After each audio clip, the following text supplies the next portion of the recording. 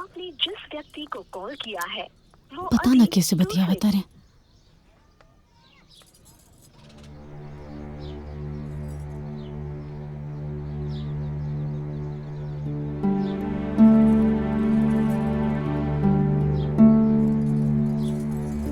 आपने जिस व्यक्ति को कॉल किया है वो अभी दूसरे कॉल पर व्यस्त है।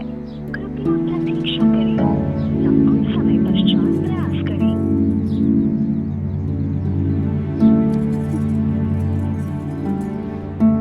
आपने जिस व्यक्ति को कॉल किया है वो अभी दूसरे कॉल पर व्यस्त है।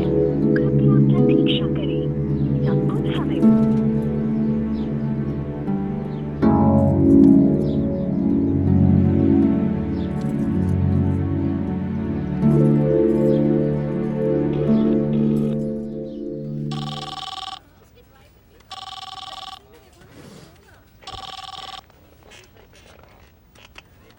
हेलो।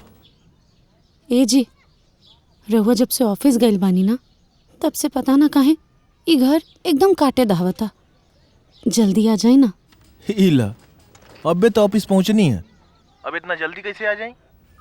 का चाहता रू? रिजाइन दे दी का? ना ना, बस तनी जल्दी ही आ जाए। ठीक बा, छुट्टी तो 5 बजे होला, लेकिन 1 घंटा पहले ना पाई। काहे कि यहाँ बहुत काम बा। अब 5 बजे के पहले तो हम एकदम ऑफिस से निकल ही ना पाई। बहुत मुश्किल बा। आ सुना, तू यार बार बार हमके फोन मत कइल करा। बहुत यहाँ काम बा हमके। ठीक है, रखा। नमस्ते सर।